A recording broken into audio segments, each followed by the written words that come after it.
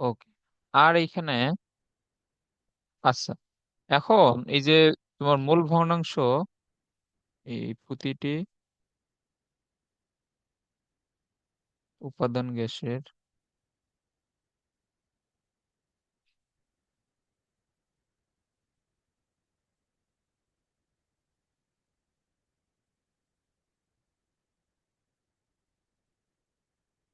এইখানে সবগুলোর মোল সংখ্যা যদি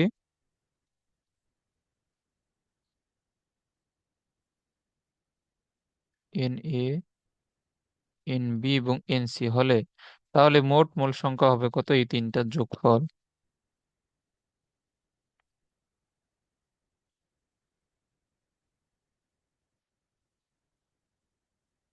N A, N B, N C. Okay. তো আংশিক চাপ এবং মূল সংখ্যা আমরা যদি নিয়ে নেই, এখন একটা জিনিস, এখন বলো যে আমরা যদি এ গ্যাসের জন্য আলাদা করে সূত্র লিখতে চাই,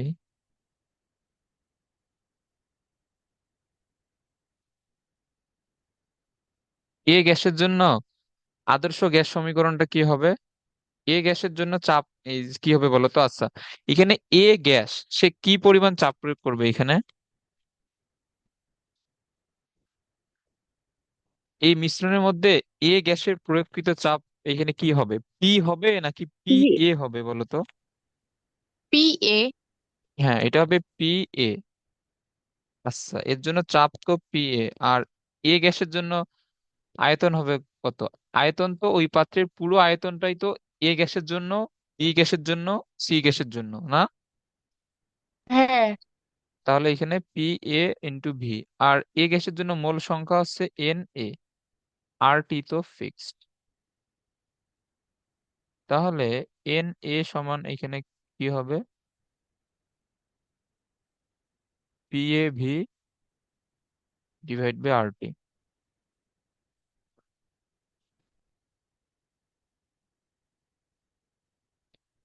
আচ্ছা, এখানে এন এ এর মান লাগবে নাকি পি এ এর মান লাগবে?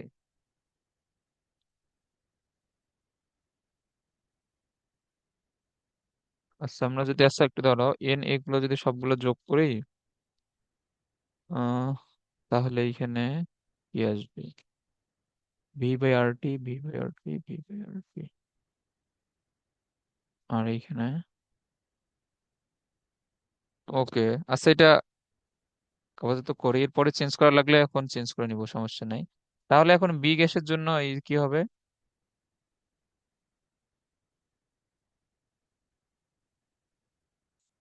কি হবে? এন বি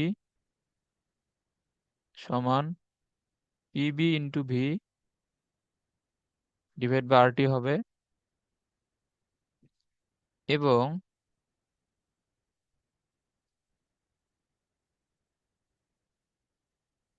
সি গ্যাসের জন্য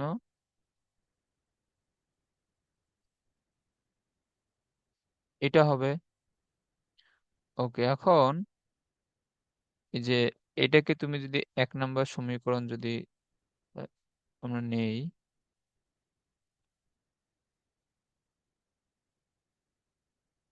তাহলে দেখো 1 নম্বর থেকে কি লেখা যায়? এন সমান, আচ্ছা দেখো আমি এখানে একবারে তুমি যদি সবগুলা যোগ করো, তাহলে V divide by R T common নেওয়া যায় না এখানে?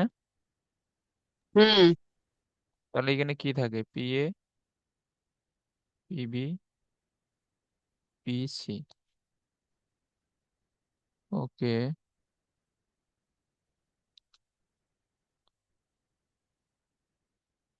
এন,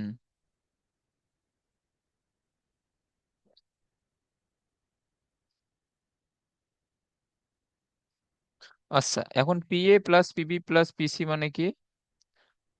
পিসি মানে হচ্ছে এই তিনটে যোগফল সমান পি না? এই তিনটে যোগফল সমান তো পি। হ্যাঁ। ওকে, এখন উম তাহলে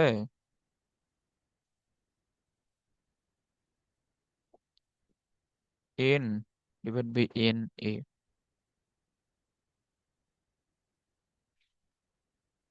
ওকে। আচ্ছা, এটাকে, সেটা এখানে থাক। এরপরে আমি যদি লিখি যে n divide by N a, ধরো এখানে, আচ্ছা দেখো, n divide by N A, n মানে হচ্ছে PV divide by R T, আর এন এ, এই যে এন এ এর মান এখানে হবে কত, আর টি যাবে উপরে, পি এ বাই ভি আসবে নিচে, এটা বুঝছো?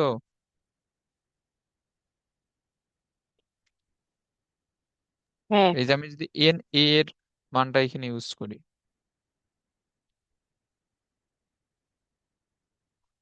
আর টি বাদ যায়, এই যে ভি ভি বাদ যায়, তাহলে এখানে থাকে কি, P divide by P a. তাহলে একটা জিনিস খেয়াল করো,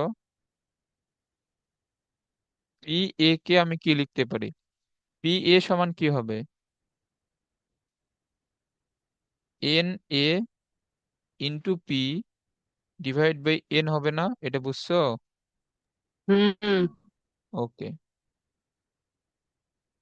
পি এ সমান তাহলে হচ্ছে n a by n into P. এখন এখানে খেয়াল করো, এখানে এখন কি কি আছে এখানে, পি এ কি বলতো, পি এ হচ্ছে এ গ্যাসের জন্য চাপ। আংশিক চাপ, আর এই পুরোটুকু কি, এটুক, এটুক কি, মোল ভগ্নাংশ। হ্যাঁ এটুক হচ্ছে মোল ভগ্নাংশ। কার মোল ভগ্নাংশ, এটা হচ্ছে এ গ্যাসের মোল ভগ্নাংশ। আর এখানে পি কি, পি হচ্ছে মোট চাপ। তার মানে তোমার কোনো একটা গ্যাসের জন্য যদি তোমাকে আংশিক চাপের মানটা বের করতে বলে, তাহলে আংশিক চাপ সমান কি হবে, মোল ভগ্নাংশ ইন্টু মোট চাপ। তো কই চলে গেল ভাই, আচ্ছা দাঁড়াও, ওই জন্য একটু ক্লিক করলাম।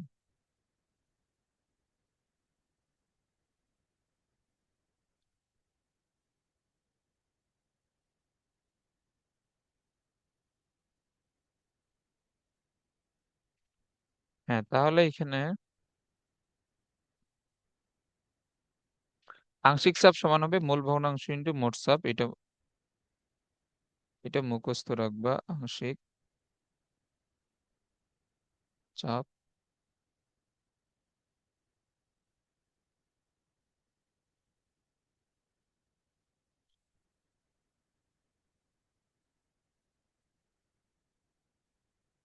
তাহলে এটা একটা সূত্র গেল, আংশিক চাপ সমান মোল ভগ্নাংশ ইন্টু মোট চাপ, এটা আশা করি বুঝছো। ওকে, এরপরে কি আছে,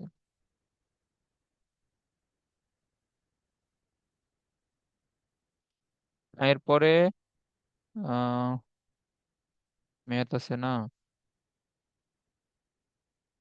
হ্যাঁ এটা সলভ করি।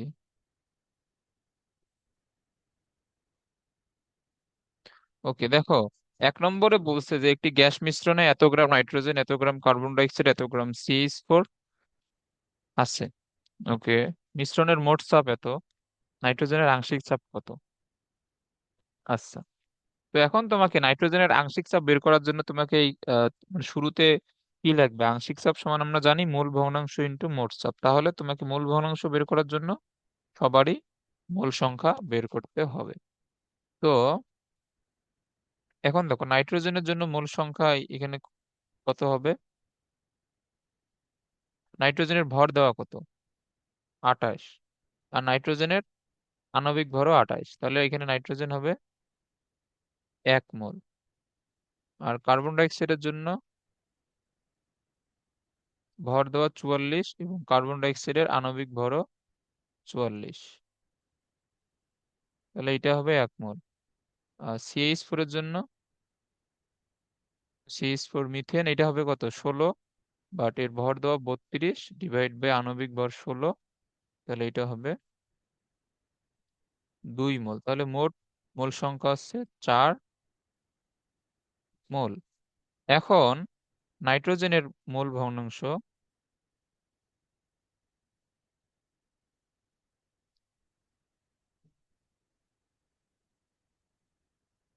আচ্ছা মোল ভগ্নাংশকে দেখবা যে এক্স দ্বারা লেখা হয়। এক্স অফ নাইট্রোজেন, এটা কি হবে? নাইট্রোজেনের মোল সংখ্যা কোনটা? N1 ডিভাইড বাই মোট মোল সংখ্যা, 1/4। আচ্ছা, তাহলে এখন নাইট্রোজেনের আংশিক চাপ,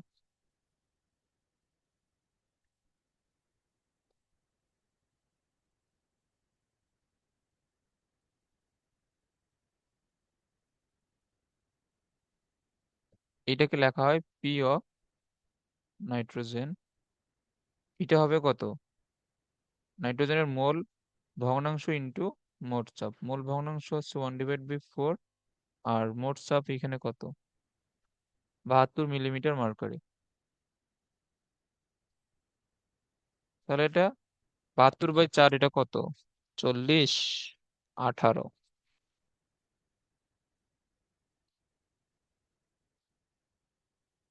তাহলে এটা হবে 18 মিলিমিটার মার্কারি।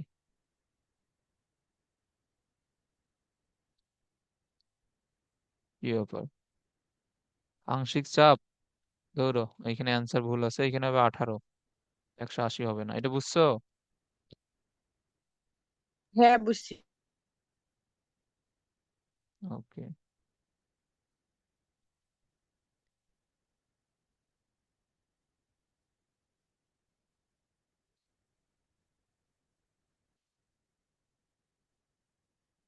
1 লিটার আয়তনের একটি পাত্রে বলছে 0.25 গ্রাম অক্সিজেন, 0.25 গ্রাম নাইট্রোজেন, 0.25 গ্রাম কার্বন ডাইঅক্সাইড আছে।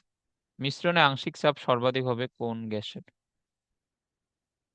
এখন দেখো, এখন এইখানে অক্সিজেনের জন্য মোল সংখ্যা কত? সবারই ভর দেওয়া 0.25, এর জন্য হবে 32। নাইট্রোজেনের জন্য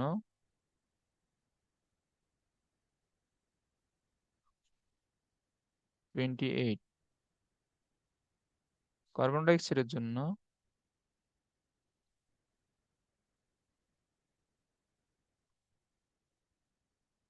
44। এখন এটা এটা হয়তো এমসিকিউ তে আসছে, বাট এটা তুমি, আচ্ছা এইখানে আমি মানগুলা না লিখি, কারণ মানগুলা লিখলে অনেক বেশি কনফিউশন ক্রিয়েট হবে। এখন এখন এখানে এই যে তোমার এন সমান কি হবে? N1 ইন্টু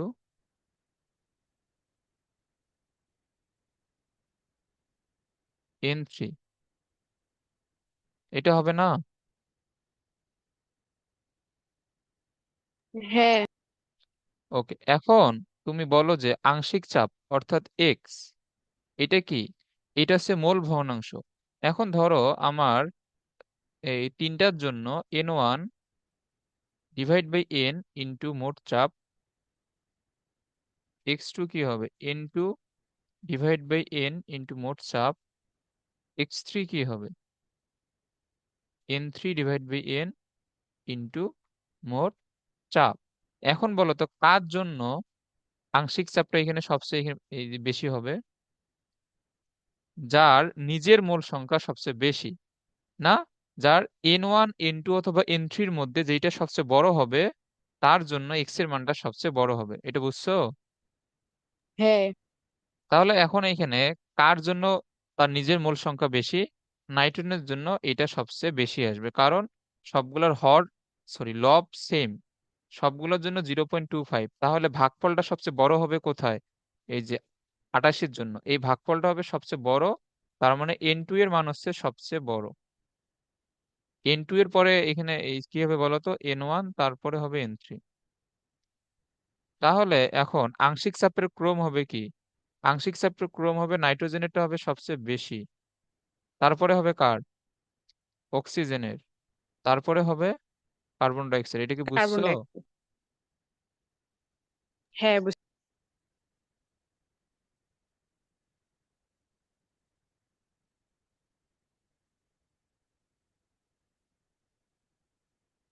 ওকে, এইগুলা কিন্তু এই যে এটা সম্ভবত এমসিকিউ তে আসছে, কারণ এটা রাজশাহী ভার্সিটি 2022-23 আসছে। রাজশাহী ভার্সিটিতে তো এমসিকিউ প্রশ্নই হয়। ওকে, এরপরে কি বলছে? এত গ্রাম অক্সিজেন আর এত গ্রাম কার্বন ডাই অক্সাইডের মিশ্রণে কার্বন ডাই অক্সাইডের মোল ভগ্নাংশ। খুবই সহজ, দুইটার মোল সংখ্যা বের করে তারপর কার্বন ডাই অক্সাইডের জন্য মোল ভগ্নাংশ বের করবে। এটা আসলে পারবা এখন।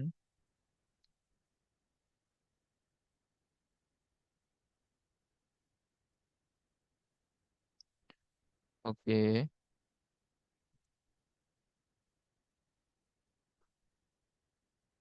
এখন দেখো, এখন হচ্ছে ডাল্টনের সূত্র ব্যবহার করে মিশ্রণের মোট চাপ নির্ণয়।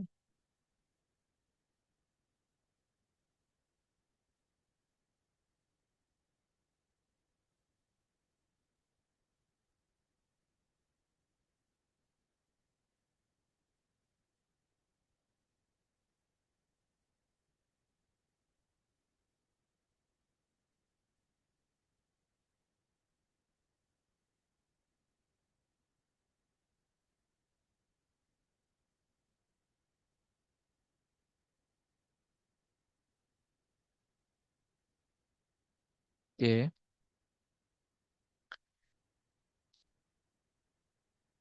এখন এইখানে দুইটা ধরো গ্যাস পাত্র আছে।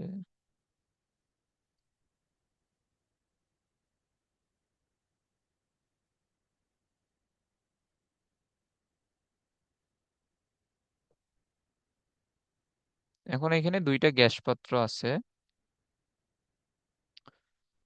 এবং এই দুইটা গ্যাস পাত্র ধরো একটা সিটকিনি বা এটাকে বলা হয় স্টপ কর্ভ, মানে ইয়ার মতো আর কি, ওই যে ট্যাবের মতো। তুমি এটা যদি ছেড়ে দাও তাহলে এই পাত্র থেকে এই পাত্রে গ্যাস আদান প্রদান হবে, আর এটা বন্ধ করে দিলে গ্যাসের কোনো আদান প্রদান হবে না। ওকে, এটা ধরলাম এ পাত্র, এটা বি পাত্র। এই পাত্রে গ্যাসের যে আয়তন এটা হচ্ছে ভি এ, এবং এখানে গ্যাসের যে চাপ এটা হচ্ছে পি এ। এইখানে গ্যাসের আয়তন ভি বি এবং গ্যাসের চাপ হচ্ছে পি বি। ওকে, এবং এখানে তাপমাত্রা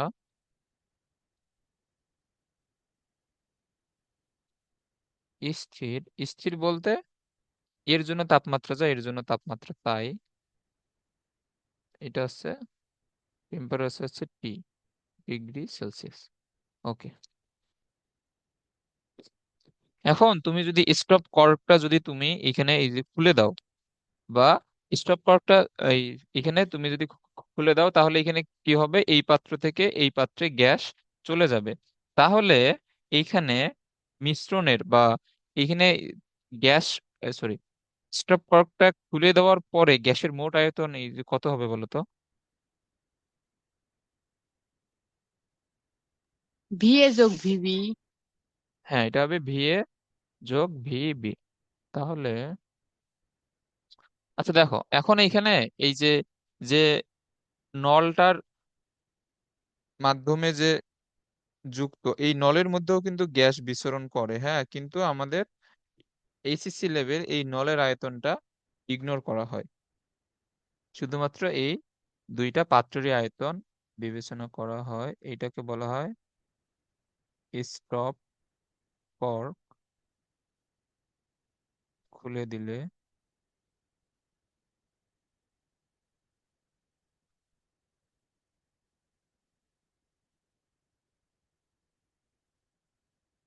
মিশ্রণের আয়তন যদি ভি ধরো, এটা হবে V A plus V B.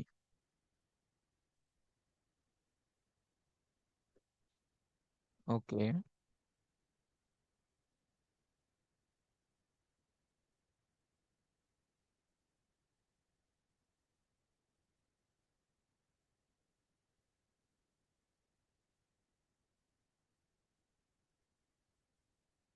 আচ্ছা, এখন এইখানে তোমার যেহেতু তাপমাত্রা স্থির দুই ক্ষেত্রেই,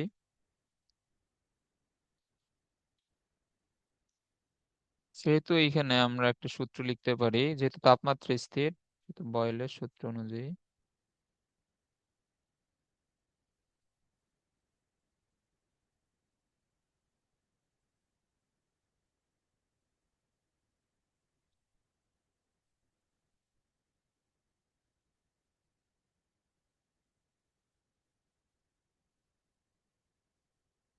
পি এ, আচ্ছা এই জিনিসটা খুবই ভালোভাবে বুঝবা, মানে স্টপ কর্ক খুলে দেওয়ার আগে একটা অবস্থা, এটা কি হবে?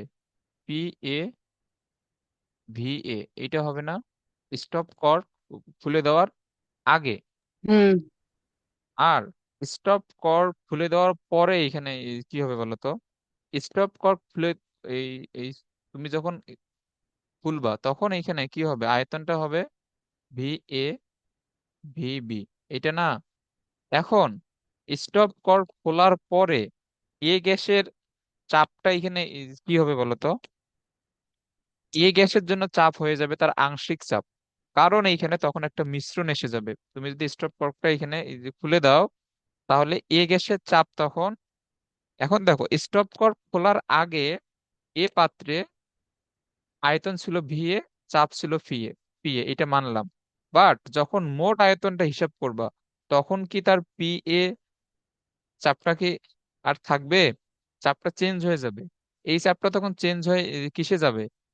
তার যে আংশিক চাপ, আংশিক চাপকে আমরা ধরলাম P1, এটা কি বুঝছো? যে যখন হ্যাঁ, আয়তনটা বুঝছি। মোট আয়তন হয়ে যাবে, তখন হবে তার আংশিক চাপ। এইখানে P1 হচ্ছে এ গ্যাসের জন্য আংশিক চাপ, আচ্ছা এটা লিখে দেই।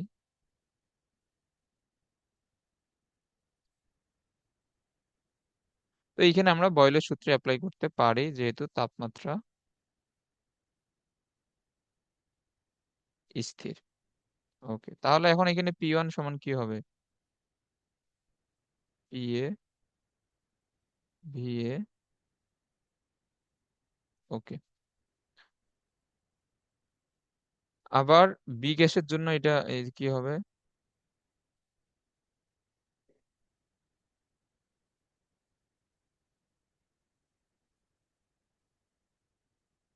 সেম জিনিসই কিন্তু হবে, জাস্ট এটা হবে P2, তাহলে PB VB A by VB.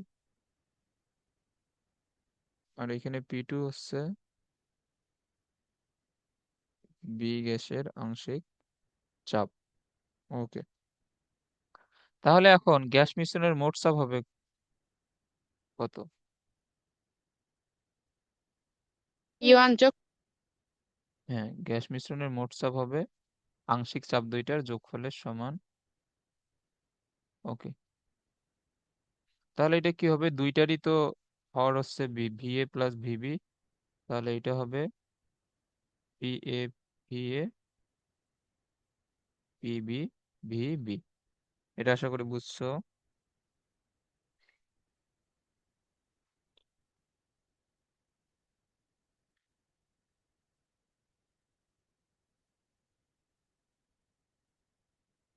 এখন এটা হচ্ছে মোট চাপের সূত্র।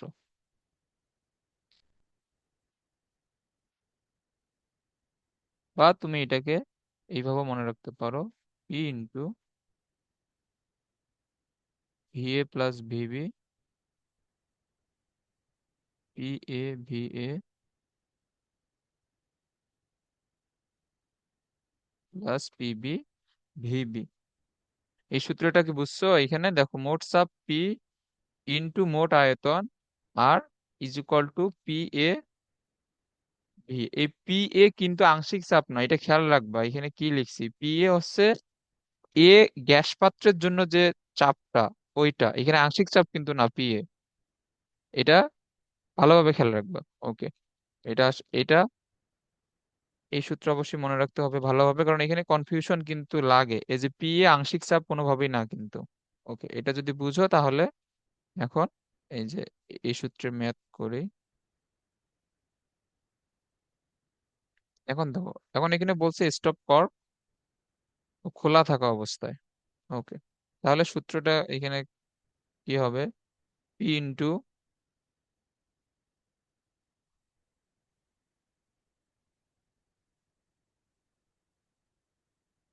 ভিএ প্লাস ভিবি,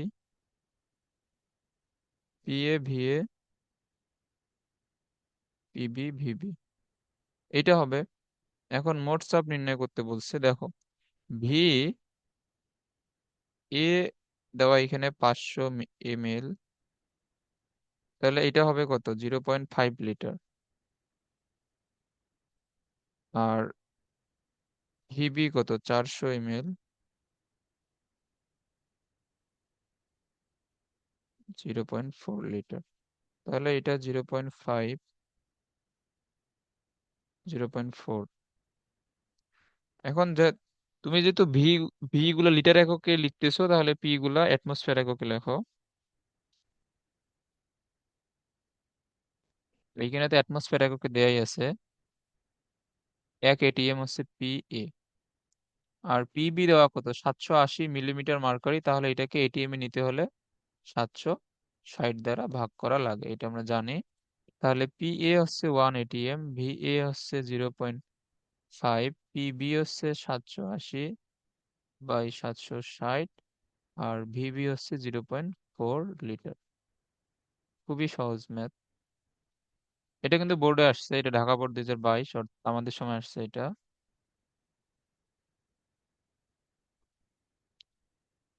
আচ্ছা, এটা কত হবে?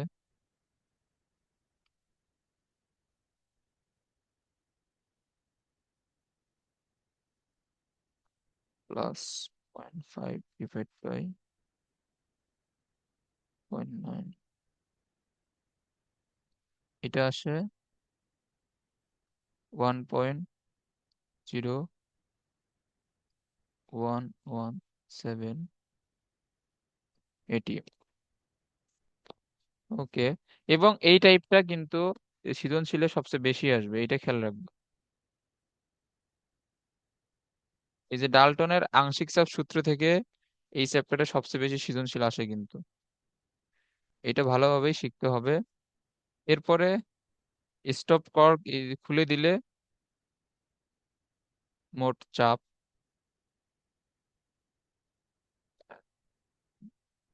তোমরা সূত্র তো জানি।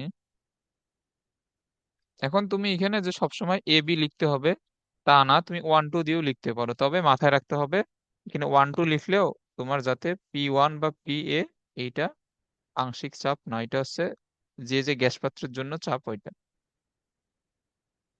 তুমি এখানে 1 2 দিয়েও করতে পারো, কোনো সমস্যা নাই। আচ্ছা, এটা লিখে একবারে 400 ml মানে 0.4 লিটার, 600 ml মানে 0.6 লিটার, 2 ATM 0.4 লিটার, 1.5 ATM বিতে, আর 0.6 লিটার। আচ্ছা, এটার অ্যান্সার এটা কি হইতে পারে? এটা ক্যালকুলেটর ছাড়া মেবি করা যায়। এটা একটু চিন্তা করে বলো তো, এটা ক্যালকুলেটর ছাড়া অ্যান্সারটা কি হতে পারে? একটু চিন্তা করো।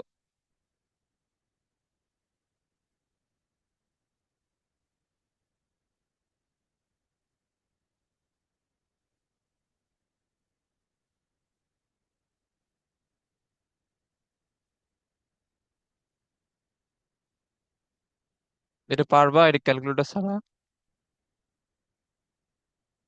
হ্যাঁ, পারা তো যায়। আচ্ছা, বের করে দেখি এটা ক্যালকুলেটর ছাড়া। একটু চিন্তা করো 1 মিনিট, এরপরে না পারলে বলো, আমি আমি বলে দিচ্ছি, বেশি সময় নেওয়া যাবে না।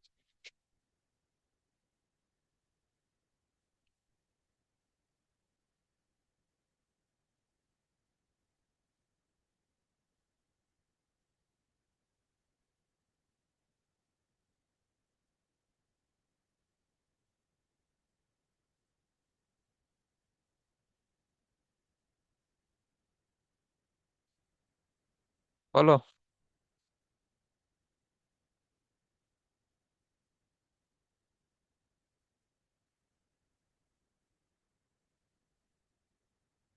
আচ্ছা, না পারলে আমি বলি, দেখো এটা কি হবে, এই 0.4 আর 0.6 মিলে।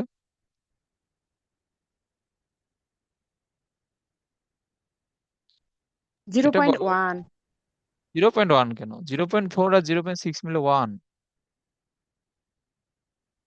আর 2 × 0.8 মানে 0.8, সরি, 2 × 0.4।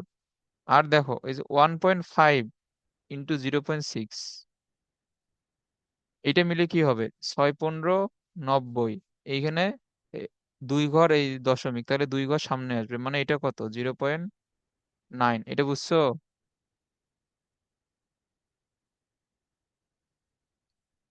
এটা বুঝছো যে এটা 0.9 হবে? হ্যাঁ, তাহলে এটা কি হবে, 0.8 আর 0.9 মিলে 1.7। এখন বুঝছো এটা?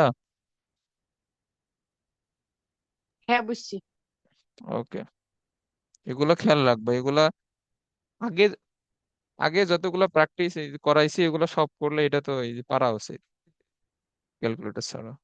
আচ্ছা, যাই হোক, এগুলো শিখে রাখবা আর কি, এগুলো দেখবে যে অনেক কাজে লাগবে। আচ্ছা, এরপরে বলছে স্টপ ক্লকটি যদি এই খুলে দেই, তাহলে একই তাপমাত্রায়, মানে যে টেম্পারেচারটা দেওয়া আছে আর কি, 30°C, 30°C তাপমাত্রায় নির্ণয় করতে হবে, এবং 40°C তাপমাত্রাও নির্ণয় করতে হবে। তো আমরা আগে 30°C জন্য নির্ণয় করি। 30°C জন্য আমাদের সব ইনফরমেশন দেয়া আছে।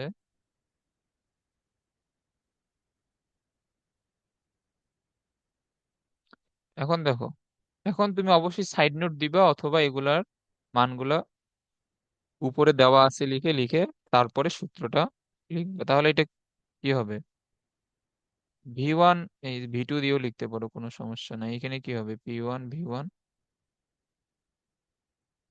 P2 V2। তাহলে মোট চাপ V1 কত, 800 মিলিলিটার, মানে 0.8 লিটার। 500 মিলিলিটার মানে 0.5। আর এটা কত, 300 মিলিমিটার মার্কারি, তাহলে 300 / 760, এত এটিএম।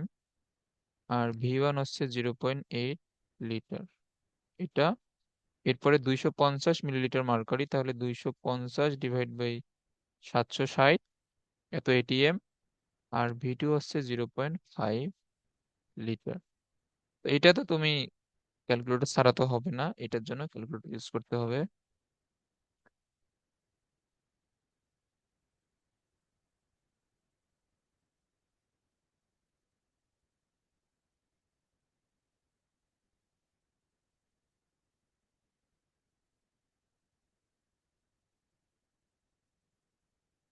তাহলে এটা হবে কত, 0.369 এটিএম। এটা হচ্ছে 0.369 এটিএম, এটা 30°C জন্য। এখন তোমাকে 40°C তাপমাত্রায় চাপ নির্ণয় করতে বলছে, তাহলে চাপ এবং এই তাপমাত্রার মধ্যে সম্পর্ক কি?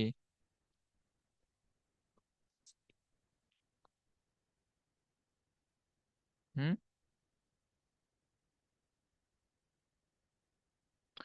চাপ এবং তাপমাত্রার মধ্যে সমানুপাতিক। হ্যাঁ, সমানুপাতিক। সমানুপাতিক থাকলে সূত্রটা আসে এই কি রকম, সূত্রটা হয় P/T সমান ধ্রুবক, মানে P1/T1 is equal two P2/T2। এটা মনে আছে না? হ্যাঁ তাহলে এত এটিএম 30°C মানে 303 কেলভিন। টেম্পারেচার অবশ্যই কেলভিনে নিয়ে যেতে হবে। আর এইটা 40°C মানে 313 কেলভিন। তাহলে P2 সমান হবে কত,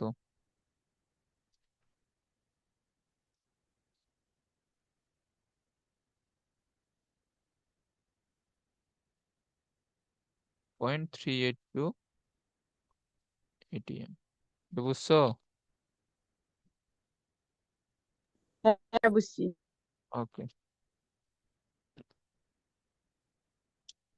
এরপরে দেখো এই যে আগে আমি যতগুলো ম্যাথ করলাম সবগুলো কিন্তু বোর্ডে আসা।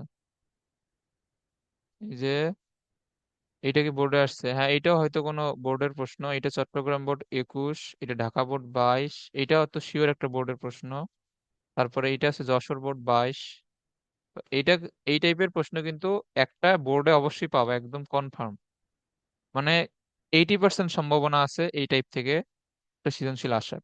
আরো তো অন্যান্য টপিক আছে, আমরা পড়বো, এর আগেও তো পড়ছি, বয়লের সূত্র, চার্চের সূত্র সহ আদর্শ গ্যাস সমীকরণ, অ্যাভোগাড্রো সূত্র, ওইসব থেকেও সৃজনশীল আসতে পারে। তবে এটা হচ্ছে সবচেয়ে ইম্পর্টেন্ট এই চ্যাপ্টারে সৃজনশীলের জন্য। আচ্ছা, এরপরে বলছে উদ্দীপকে উল্লেখিত পর্যবেক্ষিত মোট চাপ ডাল্টনের আংশিক চাপ সূত্র অনুসরণ করে কি না। এখন তুমি এটা কিভাবে বের করবে যে এটা ডাল্টনের আংশিক চাপ সূত্র মেনে চলে কিনা? দেখো এখানে প্রশ্নে মোট চাপ দেয়া আছে না তোমার, এই যে এখানে মোট চাপ কিন্তু দেয়া আছে।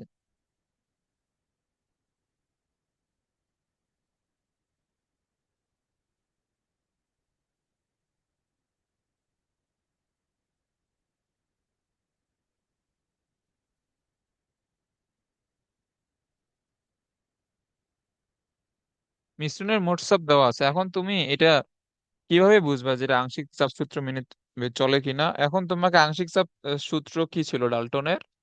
সবগুলা আংশিক চাপের যোগফল ছিল মোট চাপের সমান। তো এখানে তুমি এ গ্যাসের জন্য এবং বি গ্যাসের জন্য আংশিক চাপ বের করবা।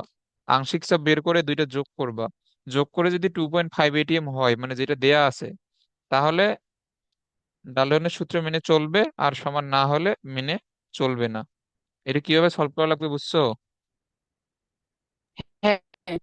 ওকে, তাহলে এখন একটা একটার করে আংশিক চাপ বের করি।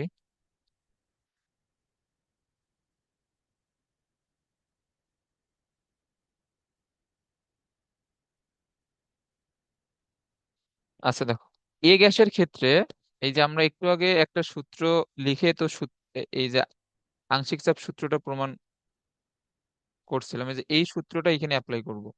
এই যে এটা, এটা তো আশা করি এটা তো বুঝছো, এই সূত্রটা এখানে অ্যাপ্লাই করব। তাহলে এখানে এ গ্যাসের জন্য সূত্রটা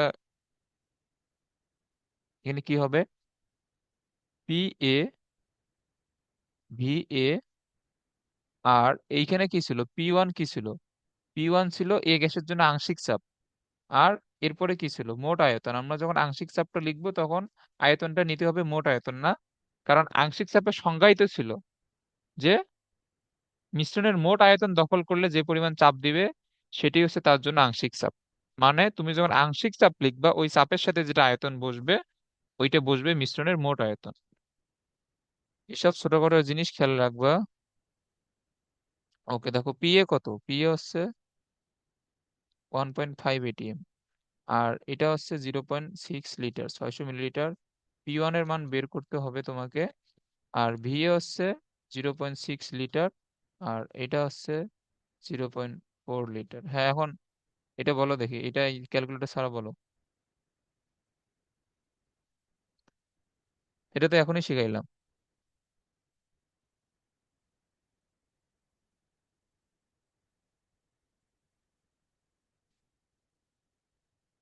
এটার অ্যান্সার কি 1.7?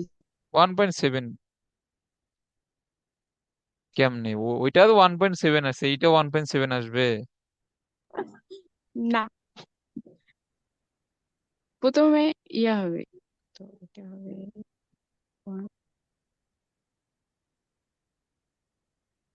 1.5, আর 0.6 গুণ করলে তো ইয়ে হয় 0.9। হ্যাঁ, আর এইদিকে ডান দিকে? ডান দিকে তো 1। হুম, তাহলে এটার মান হবে কত?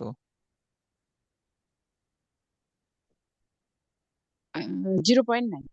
হ্যাঁ, এটা হবে 0.9।